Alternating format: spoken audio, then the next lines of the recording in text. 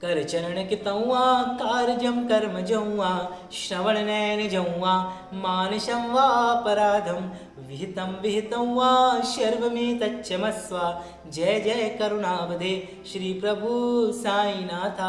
श्री सच्चिदानंद सद्गुरु साईनाथ महाराज की जय। श्री साईं जीवन माला प्रस्तुत करते हैं श्री साईं सच्चरित अध्याय 24 कथा मेरे शिरडी के साईनाथ की। ओम साई राम। स्वागत है आपके अपने चैनल साईं जीवन माला पे। तो मैं हूँ राम गुप्ता। आज हम आपको श्री साईं सच्चरित के अध्याय 24 की पावन कथा को आप लोगों के समक्ष आप लोगों को सुनाएंगे। साथ ही बाबा की यह कथा हम बाबा की द्वारका माई से साईनाथ महाराज को सुना रहे हैं। बाबा बड़े अति आनंद होकर यह कथा का श्रवण कर रहे हैं और मंद मंद मुस्कुरा कर हमें आशीर्वाद दे रहे हैं। तो हम भी बाबा के इस पुण्य में सम्मिलित हो बाबा की कृपा प्राप्त करेंगे और साईं सच्चित के इस महाग्रंथ का पाठ सच्चे हृदय से सुनेंगे और अपने जीवन में उतारेंगे। तो चलिए शुरुआत करते हैं श्री साईं सच्चित के अध्याय 24 की पावन कथा को। अगर आप सभी बाबा के इस चैनल पे नए हैं, चैनल को सब्सक्राइब कर लीजिए, बेल आइकन को ऑन कर दीजिए और आप सभी बाबा के इस महाग्रंथ का पाठ को आखिरी तक सुने और अपनी प्रार्थना, अपनी पुकार और अपनी परेशानी बाबा को सुनाएं। और जो भी भक्त साईं व्रत का उद्यापन करते हैं और साईं व्रत करते हैं तो आप सभी भी इस कथा का पाठ उस समय कर सकते हैं। बहुत ही आपको पुण्य प्राप्त होगा। साईं सच्चित की कथा को अगर आप साईं व्रत में पढ़ते हैं तो बाबा की अपूर्व कृपा आपको प्राप्त होगी। चलिए शुरुआत करते हैं। अध्याय 24 श्री साईं बाबा का हास्य विनोद, चने की लीला, हेमंड पंत, सुदामा की कथा, अन्ना चिचिनकन और मौसी बाई की कथा, बाबा की भक्त प्रणयता। इस अध्याय में बहुत ही मज़ेदार और मनोरंजक कथाएं हैं बाबा की जीवन काल की, जिसका आनंद लीजिए और बाबा की इस कथा में आप भी सम्मिलित होजिए। प्रारंभ। अगले अध्याय में अमुक अमुक विषयों का वर्णन हमने किया था। ऐसा कहना है एक प्रकार का अहंकार ही है। जब तक अहंकार गुरु चरणों में अर्पित ना कर दिया जाए तब तक सत्य स्वरूप की प्राप्ति संभव नहीं है। यदि हम निरभिमान हो जाएं तो सफलता प्राप्त होना निश्चित ही है।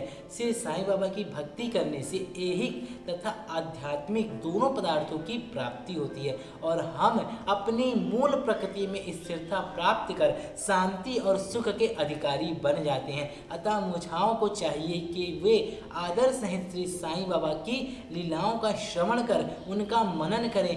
यदि वे इसी प्रकार प्रयत्न करते रहेंगे तो उन्हें अपने जीवन की ध्येय तथा परमानंद की सहज ही प्राप्ति हो जाएगी। प्रायः सभी लोगों को हास्य प्रिय होता है। मतलब हंसना बहुत पसंद होता है, परंतु स्वयं कभी किसी को हास्य का पात्र बनना पड़े तो इस विषय में बाबा की पद्धति भी विचित्र थी। मनोविनोद जब भावपूर्ण होता है तो अति मनोरंजक तथा शिक्षाप्रद होती है। इसलिए भक्तों को यदि स्वयं हास्य का पात्र बनना भी पड़ता था तो उसमें से उन्हें कोई आपत्ति न होती थी। श्री हेमंत पंत भी ऐसा ही एक अपना ही उदाहरण यहाँ पर प्रस्तुत करते हैं जो है चना के संबंध में। एक बार शिरडी में रविवार को बाजार भरता है। निकटवर्ती ग्रामों में से लोग यहाँ आकर रास्तों पर दुकान लगाते हैं और सामान बेचते हैं। मध्याह्न के समय मस्जिद लोगों से ठसाठस भर जाया करती थी, परंतु रविवार के दिन तो लोगों की इतनी अधिक भीड़ होती थी कि प्रायः दम ही घुटने लगता था। ऐसा ही एक इतवार के दिन श्री हेमंत पंत बाबा की चरण सेवा कर रहे थे। साईं सामा बाबा के बाईं ओर, बामन राव बाबा के दाहिनी ओर थे। इस अवसर पर श्रीमान बूटी साहब और काका साहब दीक्षित भी वहां पर उपस्थित थे। तब सामा ने हंसकर अन्ना साहब से कहा कि देखो, तुम्हारे कोट की बाह पर कुछ चने लगे हुए से प्रतीत होते हैं। ऐसा कहकर सामा ने उनकी बाह स्पर्श की जहाँ से कुछ चने के दाने मिले। जब हेमंत पंत ने अपनी बाईं कुंडली सीधी की तो चने के कुछ दाने लुढ़क कर नीचे गिर गए, जो उपस्थित लोगों ने बीन कर उठाए। भक्तों को तो हास्य का विषय मिल गया और सभी आश्चर्यचकित होकर भांति भांति के अनुमान लगाने लगे, परंतु कोई भी यह ना जान सका कि ये चने के दाने वहाँ आए कहाँ से और इतने समय तक उसमें कैसे फंसे रहें। इसका संतोषप्रद उत्तर किसी के पास ना था, परंतु इस रहस्य का भेद जानने को हर कोई उत्सुक था। तब बाबा कहने लगे कि इन महाशय अन्ना साहेब को एकांत में खाने की बुरी आदत है। आज बाजार का दिन है और ये चने चबाते हुए ही यहाँ आए हैं। मैं तो इनकी आदतों से भली भांति परिचित हूँ और ये चने मेरे कथन की सत्यता के प्रमाण है। इसमें आश्चर्य की बात ही क्या है। हेमंत पंत बोले कि बाबा, मुझे कभी भी एकांत में खाने की आदत नहीं है, फिर भी इस प्रकार मुझ पर दोषारोपण क्यों करते हो? अभी तक मैंने तो शिरडी के बाजार के दर्शन भी नहीं किए तथा आज के दिन तो मैं भूल कर भी बाजार नहीं गया। तब उनके खाने की बात तो दूर है, भोजन के समय भी जो भी मेरे निकट होते हैं उन्हें उनका उचित भाग दिए बिना मैं कभी भोजन ग्रहण नहीं करता। बाबा, तुम्हारा कथन सत्य है, परंतु जब तुम्हारे समय भी कोई ना हो तो तुम या हम कर ही क्या सकते हैं? अच्छा बताओ, क्या भोजन करने से पूर्व तुम्हें कभी मेरी स्मृति भी आती है? क्या सदैव तुम्हारे साथ मैं हूँ? फिर क्या तुम पहले मुझे ही अर्पण कर भोजन किया करते हो? देखिए, बाबा ने कितनी अच्छी शिक्षा दी है। बाबा कहना चाहते हैं कि अगर आप भोजन बनाते हैं तो सर्वप्रथम भगवान को अर्पण करें, प्रभु को अर्पण करें, साईं को अर्पण करें। आप जिस भी भगवान को मानते हैं उनके लिए भोजन निकाल दीजिए थोड़ा सा और उसे गाय को खिला दीजिए ताकि उनकी भी आत्मा तृप्त हो और आपके प्रसाद, आपके भोजन को भी भगवान स्वीकार कर सके। इसका शिक्षा क्या है आप लोगों को मैं बताता हूँ।